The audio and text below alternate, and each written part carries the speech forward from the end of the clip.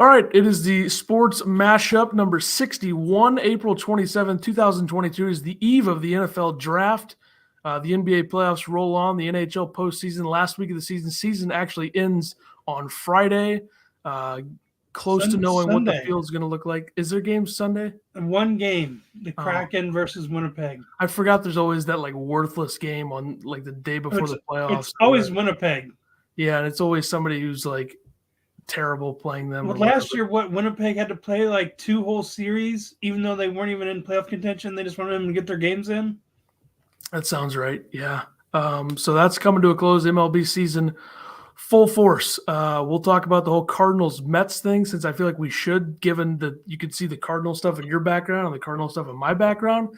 We need to cover that. We'll cover that when we get to baseball. Just happened like 20 minutes after before we're recording this. But anyway, we'll start in the NBA. Zach LaVine is out for Game 5 against the Bucks. COVID issue there. I'm assuming the Bucks are going to win this game anyway. This is also no Lonzo, no LaVine, no Caruso. Yeah, they're done. I mean, it's DeRozan and Vucevic, and then and the young guns. Yeah. So here's the thing. I think Bulls fans are saying that LaVine has had COVID 4 times, which is like that seems not. It seems like a flaw in the testing or something. I mean, that doesn't seem right. But that makes sense. Yep, he's done. So that series is probably over. But you can't take Ethan's word. He said the Suns were going to be down 3-2, and they won last night. It was somewhat of my lack of confidence in the team, given the way they've been playing. The bench has not been good, but it was also part of it, try a little bit of a reverse jinx action. And the problem with that series, before we get into the other stuff real quick here, how on earth can the New Orleans Pelicans have a 77-35 free throw advantage in the last 2 games? Like, how is that humanly possible? Like, that is the most ridiculous. And they lost Game 5 by 15. Shot like double the free throws of the Suns. It's like the first half to second half of the Duke North Carolina game. I mean, it's just ridiculous. How much help do the Pelicans need? They're already playing great. I don't think they need the refs to stay in the series, given with how bad the Suns' bench has been. Like, no, but I didn't screenshot it yesterday, and I looked at it. CJ McCollum had a quote saying, like, don't count out a hurt something because they'll come back with a harder bite. And he was talking about with them being without Booker. Well, I'm hearing stuff about Booker possibly being back tomorrow, but I'd still be surprised. But McCollum was saying, like, hey, don't count this as a for sure win for the Pels, because just because they're without Booker doesn't mean they can't score. Yep, they needed Bridges to finally play the way he's been playing all season. Last night he was legendary. I mean, his defense was absolutely off the charts. He had 31 points, very efficient. So that was big for them. And then it's just like point guard play, because Chris Paul, he's obviously annoyed by Alvarado. That's what Alvarado does. He's a pest. But Cameron Payne was much better in this game, and Aaron Holiday gave you some solid minutes. So if they play like that, they should win this series in 6. If not, go back to Game 7. I feel comfortable with a Game 7 in Phoenix. So we'll see. If not, I think you sit Booker tomorrow and then bring him back for Game 7. Yeah, I would agree with that. But I also think if he's fully confident in the fact that he can play some minutes, like he doesn't need to play like more than 20, but if he's comfortable playing a little bit, they could use his scoring. And it's definitely a guy that they're going to be worried about. So it's going to open up the floor for other guys, like maybe get some more confidence for Crowder and Bridges and Johnson, who have not been shooting the 3 very well up until the game last night. So we'll see. Good series, entertaining series. The West has had some entertaining series, like these Timberwolves have all been like 1-point games. That's been the most entertaining. But Mavs Jazz has been interesting because it's like the Jazz are just, that core is not winning anything. So I think that this is the end of that core if they lose this series. But the Celtics and Heat are the only 2 teams to advance so far. Both teams out of the East. They're waiting tonight's Bucks-Bulls game. And I believe it's tomorrow's 76ers-Raptors game 6. Yeah. Which they'll be without Thibault. Embiid's still hurt. James Harden. Yeah, and then tonight we have the Bucks Bulls, and then the Warriors Nuggets. The Warriors can close the Nuggets out. Yep, Game 5 there. Yeah, the Nuggets are worse this year than they were last year when they got swept in round 2. So Yeah. that's not good. Being And a lot, without Otto and Murray are really hurting them. injuries, yeah. Once again, I mean, it's just a recurring thing with them. Like the Nuggets and Jazz were two teams that have been good for a little bit, but at some point you got to make some sort of a run, and they're just not doing it. No. So right now you have the Heat advance, Celtics advance, Bucks are up 3-1, Sixers are up 3-2, Suns up 3-2, Grizzlies up 3-2, Warriors up 3-1, Mavs up 3-2. I think we'll get at least one game 7. I wouldn't be. I would kind of actually be surprised if the Grizzlies win game 6. I think that series has game 7 written all over it. And the sideline of that too, with Ja's dad sitting on one end of the court and Karl Anthony Towns on the other, and then them trash talk each other between quarters and halftime. Yep. It's a hell of an image. Mavericks Jazz, I'd kind of be surprised if that got to a game 7 because the Jazz just seem dead. I think the Sixers get it done tonight or tomorrow. I don't think that's just that game's in Toronto, though, so no Thibault again, right? Yeah, but I still think they'll win. Like they're realizing, oh my God, are we going to blow a 3-0 lead? Which that would be something. Well, they just lose without the Raptors having Fred VanVleet. Yep, that is true. We'll see. Should be interesting. See how these series shake out. I'm sure we'll have most of that sealed and done by the next episode. On to the NFL draft week. A lot of rumors and smoke screens being put out, and the whole 9 there with that. I mean, it's certainly something with what is being said. I mean, Deebo Samuel reportedly asking for a trade. Doesn't seem like the Niners want to trade him, rightfully so. Not sure how that situation ends. I don't think that's going to be a draft deal. I think if it's going to happen, it's going to be after the draft. So, and I saw Le'Veon Bell putting his 2 cents in, saying if he sits out a year, they'll try finding a replacement, saying that this is blah blah blah. Le'Veon Bell, you're a totally different thing. Yeah, you were running back that was used out of the backfield as a receiver a lot. He is a receiver that's used out of the backfield a lot. Yeah, I agree. The NFL just comes in and lays a poster jam on the NBA. Trying to take some of the NBA's thunder away. Yeah. 3 games on Christmas this year for the first time in the NFL, which they had 2 last year. So I'm assuming it's going to be a very structured, very much like the Thanksgiving games where you have an early, a middle, and a late. Good for America, I would say this is, because, you got the NBA still, so you could flip that on at halftime or whatever you want to do, which the NBA games, I feel like NBA Christmas games have lost a little bit. Like, I feel like they were a lot cooler, like when Kobe was playing and LeBron was on the Cavs or the Heat, I guess, even. I think part of that is the uniforms. Like, they used to have those Christmas uniforms. Yeah. It was cool. And then also, like, Thanksgiving, you're at your family functions. The football games are always on. Now, at least you can bypass a little family time with football as well. I agree. That's a very good thing for America, for sure.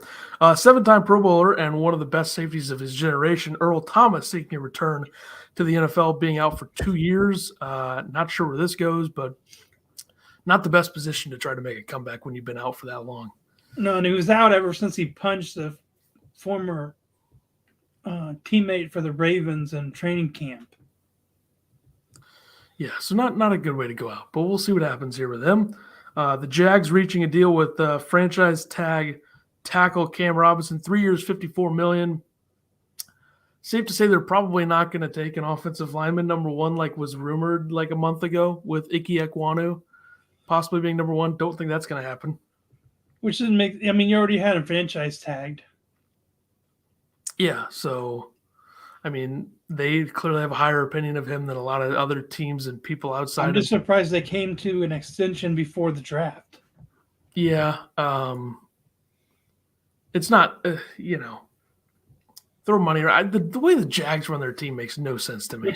But now puts the question is, or do they possibly trade away that first-round pick so they don't have all that cap space built up in the first-round pick or the number 1 pick and Cameron Robinson? I don't think so. I think that they're pretty dead set on what they're going to do with that pick. Before we get into my final, I know absolutely nothing. I forgot to put the word absolutely. Mock draft. Let's do the other things here. We got a few more Yeah, items. the Broncos bring back Melvin Gordon on a 1-year deal. This surprised me.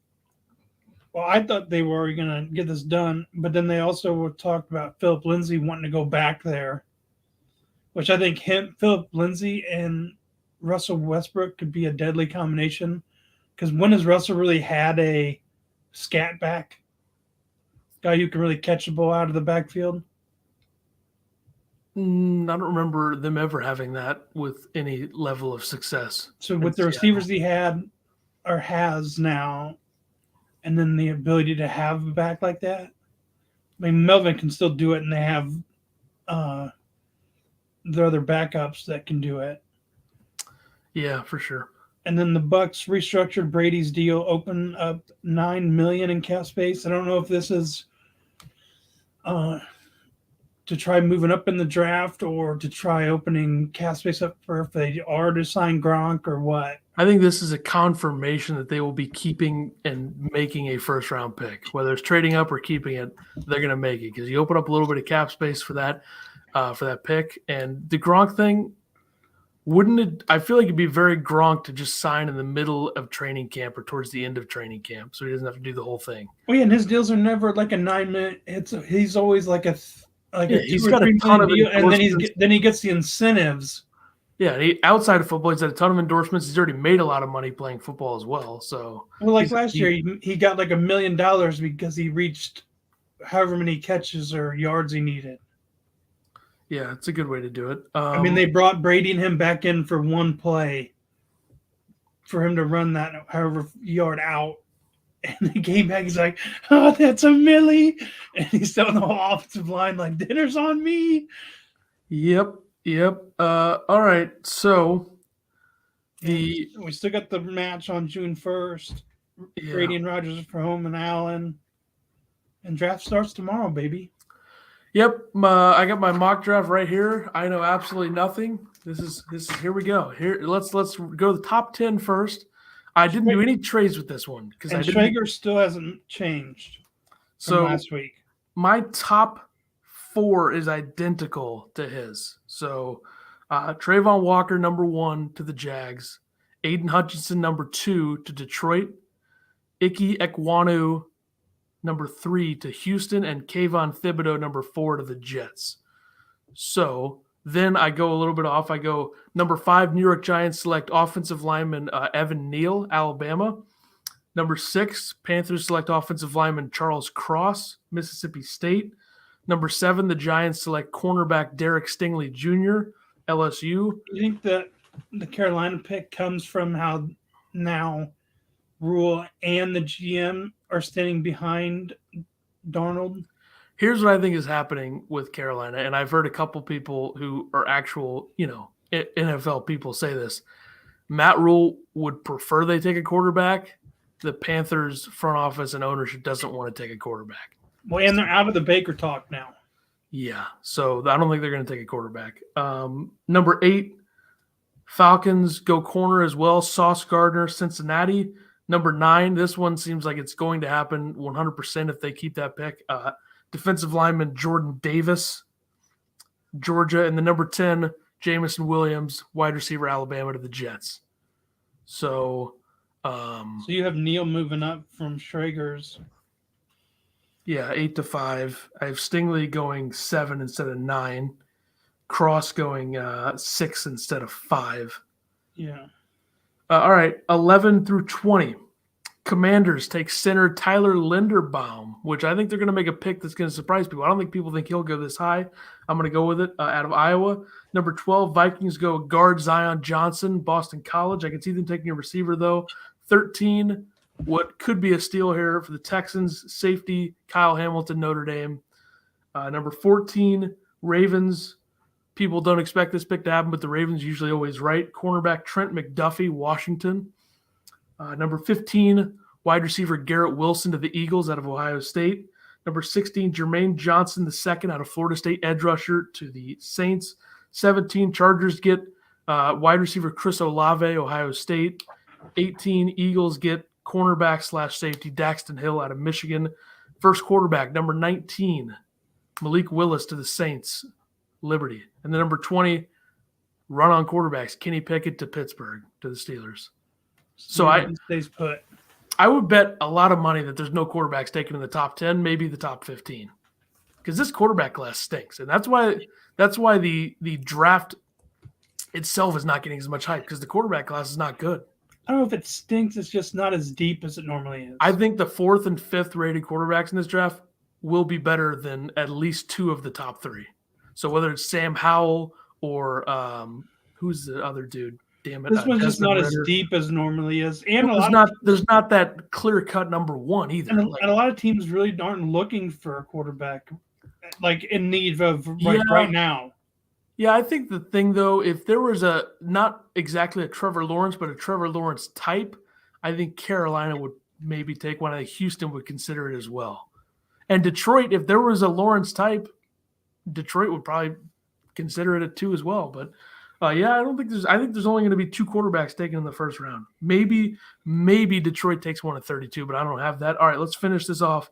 Number 21, New England selects George Karlaftis, edge rusher, Purdue. That's something that the Patriots are always good at drafting, is front 7 guys.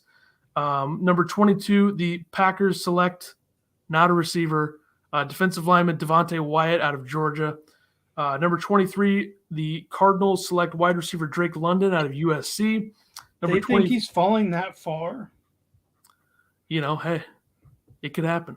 Well, because the one we looked at Monday had London going at number 10. Yeah, I think it all depends on what the Jets do. If they take Jameson Williams, I think the receiver, the receiver needy teams might not take, it's certain fits as well. Like, I don't think that the Chargers, I think Olave fits the Chargers better than London would. I think that Wilson fits the Eagles maybe a little bit better if they get rid of Rager for sure. So number 24, Cowboys tackle Bernard Raymond, Central Michigan. Number 25 seems like one that everyone's making. Running back Breece Hall out of Iowa State to the Bills at 25. 26, wide receiver Sky Moore, Western Michigan to the Titans. Number 27, the Tampa Bay Bucks, cornerback Andrew Booth Jr. out of Clemson. So thank God. If you would have said safety Dax Hill out of Michigan, I already have him going 18, so I got that one out of the way. Number 28, I do have the Packers taking a receiver here. George Pickens out of Georgia. Seems like that's the guy that they really like. Like, I think the Packers love Jameson Williams, but they know he's not going to get there unless they make a massive trade, which I don't think they think is worth it, especially when this draft, you can make a lot of money day 2 and 3 with this draft, it seems. But if Drake London falls to them at 22, they're taking it. I would probably agree, but also just the Packers draft strategy is so weird. Like, I feel like with their philosophy, they would be like, if Devontae Wyatt falls to us, we're taking him no matter what. We don't care what receivers on the board. So I think that's kind of the way and that one we looked at Monday too had the Bucks taking Devontae Wyatt at 27 and vulturing them away from their 28th round pick. Yeah, it's true. 29th pick, Chiefs wide receiver Treylon Burks, Arkansas. Number 30, Chiefs Lewis Sine, safety, Georgia. Number 31, the Bengals continue to build their offensive line. Kenyon Green, guard, Texas A&M. And number 32, to cap off an incredible first round for Georgia, Quay Walker, linebacker, Georgia, goes to the Lions. So quite possibly the best player on the Georgia defense last year, Nakobe Dean, not going in the first round. I think he'll probably go in the second round, which is something. But now you have Jahan Dotson falling out of the first round completely. I do, yeah. I don't know. I feel like I could see Dotson in Kansas City. Well, that was in that Monday draft, right? Where he was going there. I flipped a coin and I was like, okay, Treylon Burks. But so we'll see. I mean, obviously there's going to be trades, so this won't be accurate, but very curious to see how many quarterbacks. That's the one thing to pay attention to for me tomorrow, out of, I guess, many things. But how many quarterbacks will go in the first round? And then, I mean, there's still the top free agents available that there's been no movement or word of. It's just the Honey Badger, Odell, Clowney, Akeem Hicks, Melvin Ingram, Landon Collins, Julio Jarvis. And I guess you could put Baker in there, but he's not really a free agent. Yeah, that is something to look for. The free agency for sure. Let's go to the golf. Last week you had the Zurich Classic of New Orleans. I did find out. So day 1 and 3 were best ball. Day 2 and 4 were alternate shot. Yeah, it kind of felt like I wasn't paying attention. But no matter what, like Cantlay and Schauffele won. Cantlay would tee off on all the odd holes. Schauffele had to tee off on all the evens. So whoever finished out the hole, even if it was Schauffele on 1, he was the guy who teed off on 2. Interesting format. Purse was $1.2 million. I'm not sure if that was per player or to be split between the players. I would think that that's per player. I would agree, yeah. But they shot 29 under. Pretty good. They were 13 under after round 1, shot 4 under round 2, 12 under round 3, and then basically just cruised in round 4, shot even. So yeah, I mean the one of the better duos in the Ryder Cup U.S. team last year wins another one. They got the President's Cup coming up later this year, Ryder Cup next year in Italy. So pretty good. And then over last weekend, Dustin Johnson and Paulina Gretzky got married finally after a 9-year engagement. Yeah, congrats to Wayne Gretzky. Yeah, get the son he never had. Yeah. This weekend you have the Mexico Open listed. I looked on PGA Tour and ESPN. No defending champion, so either this wasn't played last year or this is a brand new tournament. I think there's a WGC event every year like this, and it's in different locations. Sometimes it's in like China, sometimes it's in or Japan or something. I don't know. But this year it's Mexico, I guess. I don't know. In Vedanta Vallarta, or that's the course. It's in Villa Hidalgo, Mexico. We'll see. Interesting field for sure. Not really a ton of big names, but a clear favorite with Rahm. So we'll make the picks later. Oh, God. Yeah, I'm not going to pick him to win, but I might pick him to finish high. He hasn't been playing that well lately, so he's a big favorite like that because the field's not that strong after him, generally speaking. But it's golf, so you never know. College hoops, a couple things here. Oscar Sheboy, National Player of the Year from last year, returning to Kentucky. Going to make a couple million NIL. Makes a lot of sense. Kofi Coburn not returning to Illinois. He will go to the NBA draft. Didn't seem like he wanted to be in school anymore, so that's kind of the what's what on that. And then you have North Carolina returning Caleb Love, RJ Davis, Leaky Black, and Armando Bacot all coming back to North Carolina. Plus, they just got a 5-star recruit for next year's class as well. So they're going to be good. So the only guy they're really losing Manic. Yeah. Yeah, so I'm not going to fully buy into the North Carolina hype for next year because let's remember what this team was before they made that run. Like they're good.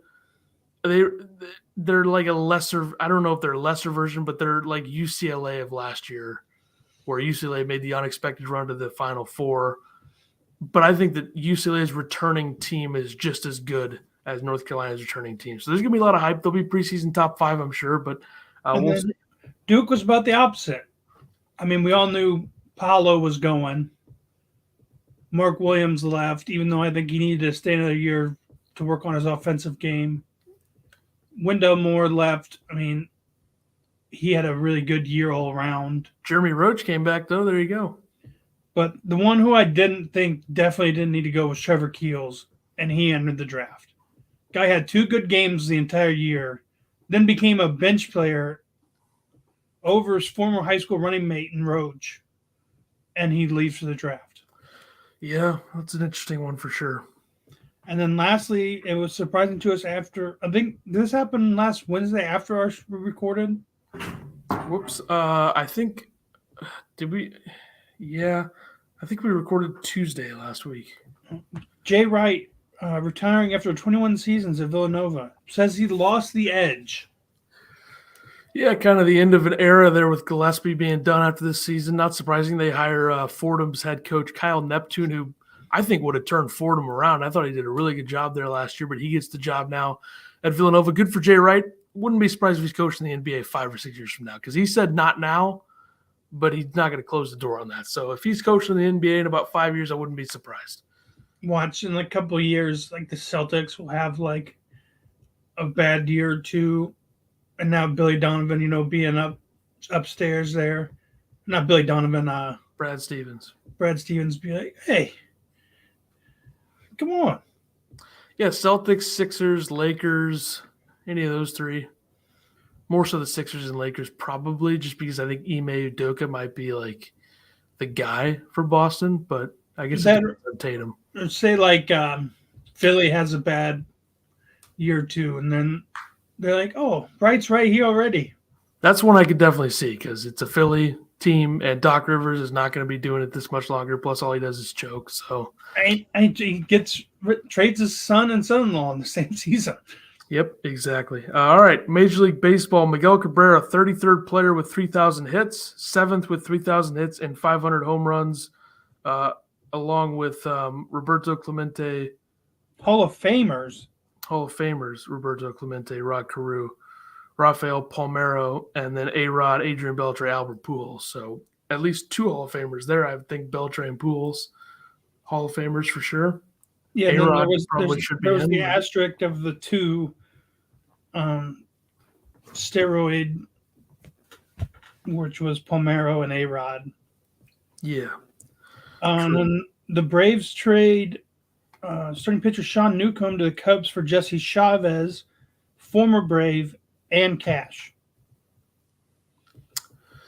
Yeah. Newcomb was a pretty high prospect there for a little bit. Doesn't seem like a guy that's going to pan out to what he's supposed to be, but the Cubs. No, he was their ace, their starter last year, right? Opening day starter? It was either him or Fried. I can't remember. But yeah, Cubs are in a bit of a rebuild, so see if he can do anything for you. We'll see. And Chavez going back to Atlanta, so who knows? And that adds another. Now they have Newcomb, Stroman, Hendricks, and who are their other 2 starters? Is Adbert Alzolay, I think he's a starter, and Alec Mills, I think that's the other 2. But that's not a bad rotation. It's not bad. Their lineup's going to be inconsistent, though, and their bullpen's not good. So yeah, but if Newcomb can work out, that's not a bad trade for them. Yeah, I agree. I mean, you gave up a relief pitcher who came from the Braves anyway. Yeah. And just a little bit of cash for a starter who's not that old. Not a bad deal. Players of the week. I'm going Mike Trout. Why not? Didn't really think of anything else. 476 average, 3 bombs, 6 RBIs, 6 extra base hits, 1.655 OPS, and I figured that you were going to probably go with Ty France, so I wanted to differentiate. You did. How'd you know that? Because I know there's been a lot of buzz with him. He's been hitting the ball a lot. Every time he gets a hit, I see it on Twitter. Okay, this is just over the last 7 days, so this is in 6 games.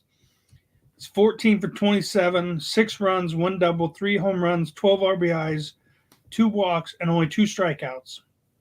It's pretty good. Third baseman, Ty France from Seattle. Well, he gets the honor. So we'll see next week who the players of the week are for us. Let's go to the NHL. Ovechkin, 50th goal of the season, oldest player to do so. He's done it 9 times now. I think he also has a 60-goal season in there. Tying Mike Bossy, who just recently passed away last week. So rest in peace, Mike Bossy. And Wayne Gretzky for most all-time 50-goal seasons. So pretty good company for Ovi, who, if he stays healthy, probably breaks Gretzky's record. Keeps moving up the charts. If he doesn't do it, McDavid or Matthews is going to do it. Matthews is going to do it, I think, if he stays in the current. I mean, come on. 60th goal of the season last night. 60 goals in 73 games. Just ridiculous. What's the points looking like between him and was it Thibodeau? Huberdeau. So Matthews right now, I think, is at like 109. So I think he's a little bit behind. He's 106. Huberdeau's at 115. But that guy, Connor McDavid's at 122 now. So I think the Hart Trophy comes down to McDavid and Matthews. And honestly, I would lean Matthews just because he has 60 goals in 73 games. Like, McDavid's great. it's a career high for him, 122 points, but like Matthew's 60 goals, I feel like you got to give it to him. So we'll see. We'll see how they look at that. But current playoff picture, we have some matchups already set in stone. Yeah, I mean the East. I think I didn't change the order of these. I still think there's a chance the East could change, but it's pretty close. I mean, right now it looks like you would have in the West, as it stands, it's not confirmed yet. You would have Nashville and Calgary. You would have Colorado and Dallas. Minnesota, St. Louis confirmed. Edmonton, LA confirmed. So those are the matchups in the West. In the East right now, it would be Florida and Washington, who's 1 point behind Pittsburgh with a game in hand. You would have Carolina and Boston. And then you would have Rangers, Penguins, Maple Leafs, Lightning. So those are the current matchups. We will know. Playoffs will have started, I believe, by the next episode. So going to be exciting to see who wins it this year. Doesn't feel like the Lightning are going to do it, but you never count them out. We'll see. There's only one spot left in the West. It's between the Stars and Vegas, but the Stars are 4 points up with 2 games to play. Yeah, and they beat them last night in a shootout. So Vegas is pretty much dead. I think Dallas. How many games does Dallas have left? They both have 2 games. I think Dallas plays like Arizona. Dallas plays Arizona tonight. Yeah, so Dallas pretty much has to really choke this away. And they win or get an overtime long or take him to overtime and they clinch. Yeah, so and then Vegas plays St. Louis and somebody else. I'm looking right now. They play St. Louis Friday. Chicago and St. Louis. So, yeah, I think Dallas is going to get it. The Stars play the Ducks again on Friday. Dallas and Vegas are basically competing for who's going to get smoked by Colorado. Like, I think Dallas can play with Colorado a little bit, maybe not get swept, but, like, Colorado is just on a completely different level from everybody in the league other than Florida. So, I think it'd be – honestly, I know people don't like chalk, but it would be great for the league if it was Florida-Colorado because that would be an unbelievable matchup. It probably won't be, but that would be a great matchup, nevertheless.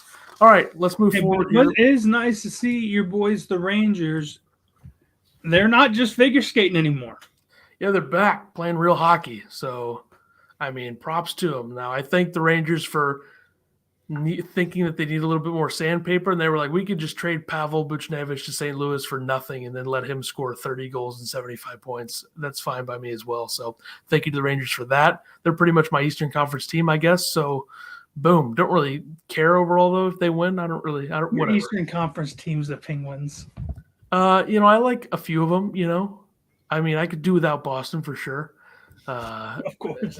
Florida, I don't mind. Carolina, whatever. But the Rangers making me rethink after what the Mets did today.